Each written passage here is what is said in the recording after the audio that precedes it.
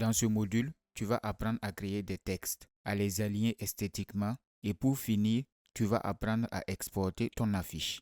On se retrouve pour la conception de la suite de l'affiche.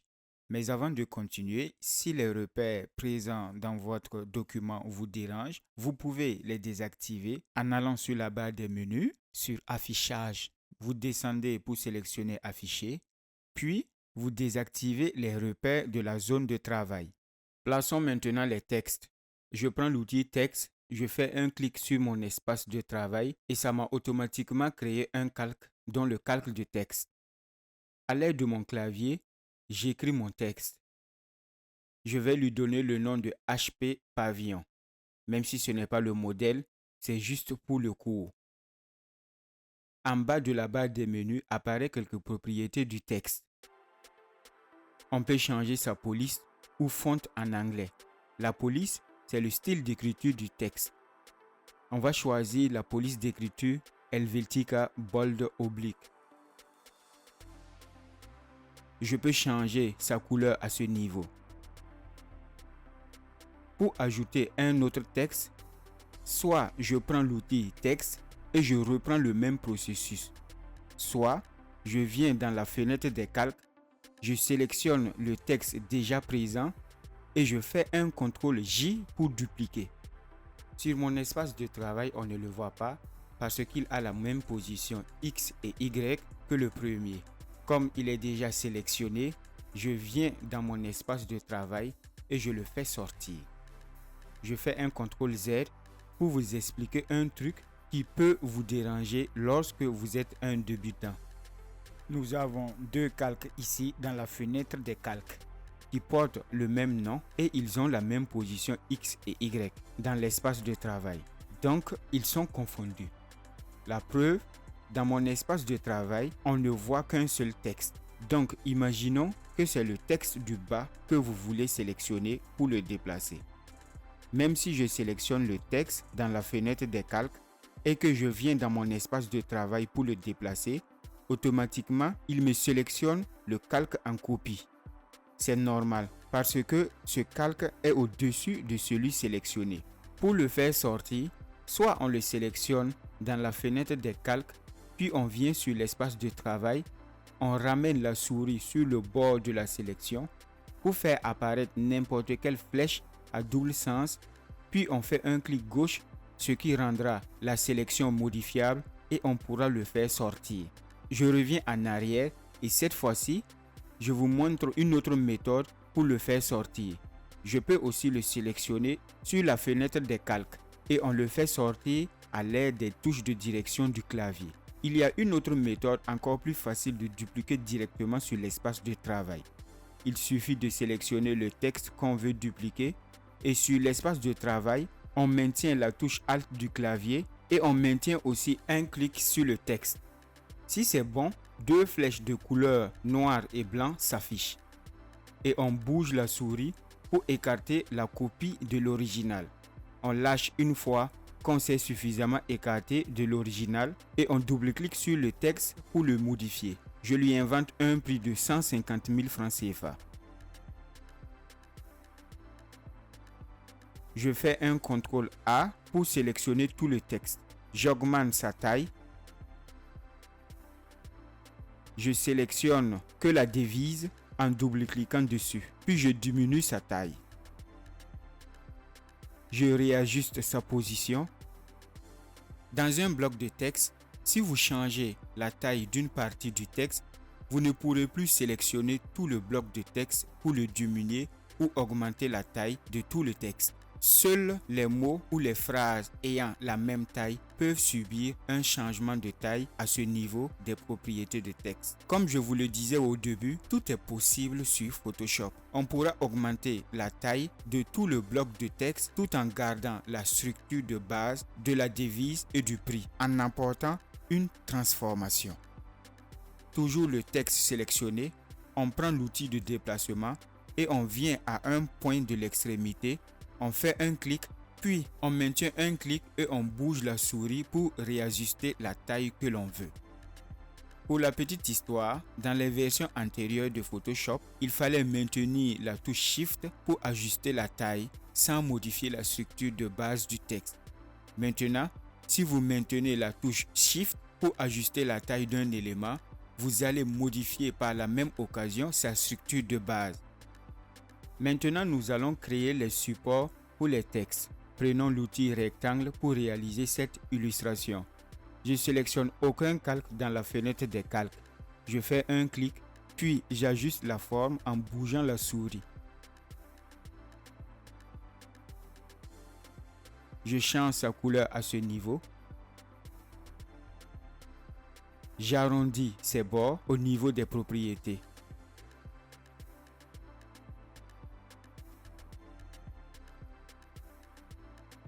Et je le place en dessous du calque du nom de l'ordinateur. On peut aussi arrondir les bords à ce niveau. Je fais la même chose pour le nom du PC.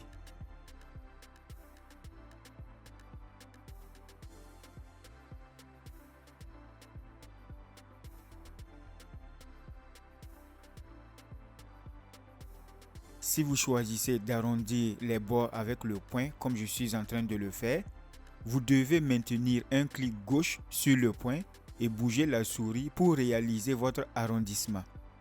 Je replace aussi cette illustration en dessous du calque du prix.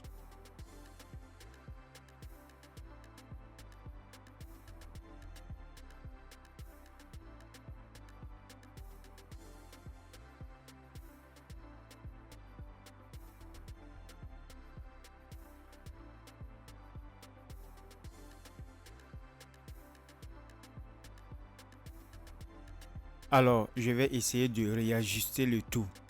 Pour être sûr que l'illustration et le texte sont très bien centrés, je sélectionne les deux, puis en dessous de la barre des menus, je clique sur ce icône d'alignement central pour bien les centrer.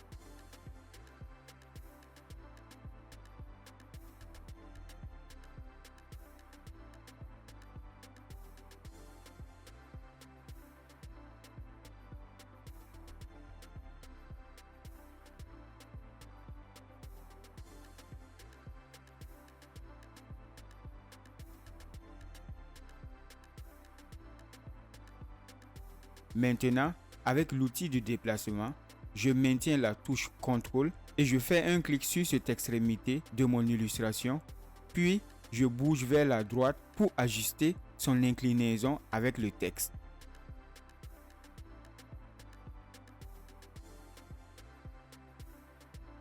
Je fais la même chose pour le support du nom du PC.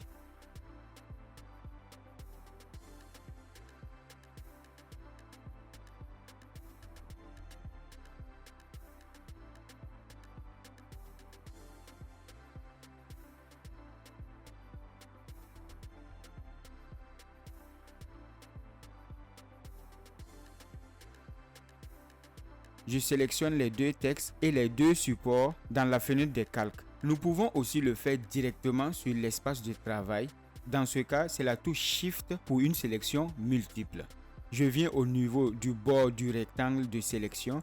J'effectue une petite rotation. Je peux mettre une valeur précise à ce niveau. Une rotation de -3 est parfait. Je donne un petit style en cachant une petite partie du texte derrière l'ordinateur. Pour cela, je sélectionne le texte et son support au niveau de la fenêtre des calques, puis je les ramène en bas du calque de l'ordinateur. Ensuite, je réajuste sa position.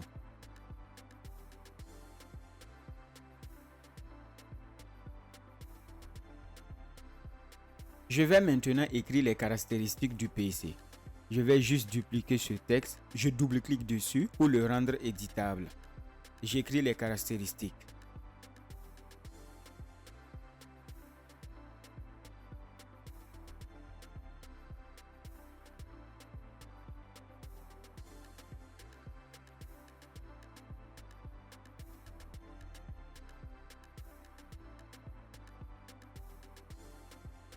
Puis je viens en dessous de la barre des menus, je clique sur cet icône pour afficher plus de propriétés de texte. Au niveau de l'interligne, je maintiens un clic et je glisse pour donner la valeur qui me correspond.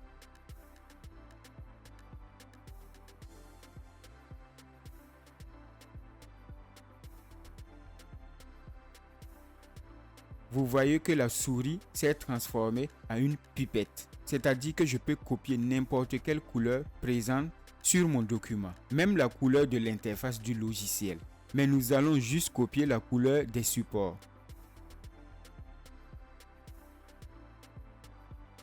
Je vois que ce n'est pas assez visible. Donc je vais créer un calque, prendre mon pinceau,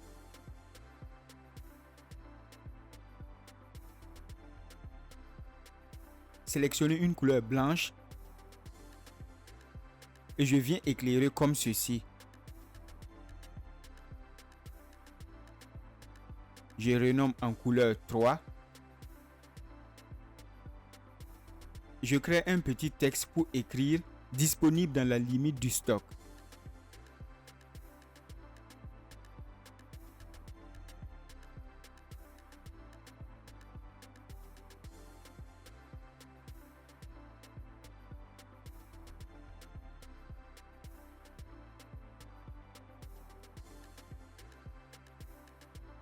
Je me positionne ici.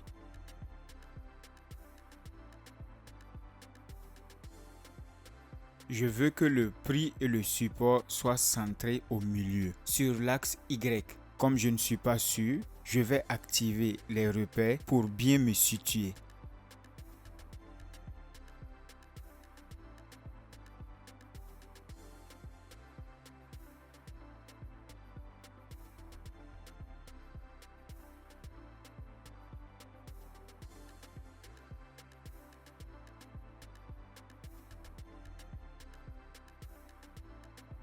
Et c'est bon, notre affiche est prête pour les réseaux sociaux. Il ne reste plus que l'export.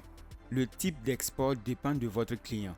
Dans notre cas, on va dire que le format est bon. On va l'exporter en JPEG. Le JPEG, c'est le type de fichier d'image qui passe partout. Il est important de connaître le format d'image de chaque réseau social avant de faire une conception. Donc, c'est important de connaître la destination finale de votre affiche. Dans notre cas, on va dire que c'est OK, puisque c'est pour les réseaux sociaux, on le sait déjà. Pour exporter, nous allons nous rendre dans la barre des menus, sur Fichier, puis sur Exportation. Maintenant, nous allons sélectionner Exportation sous. Au niveau du paramètre de fichier, je choisis JPEG pour le format. Pour la qualité, je sélectionne Parfait. Mais plus la qualité est élevée, plus le fichier sera lourd. Même pour les réseaux sociaux, donnons toujours une très bonne qualité, sauf sur demande de la clientèle. Je clique sur Exporter. Si je veux changer le nom, c'est par là. Je choisis la destination et je clique sur Enregistrer. On se retrouve dans le module suivant pour la suite. En attendant, n'oubliez pas d'aimer la vidéo, de vous abonner et d'activer la cloche de notification.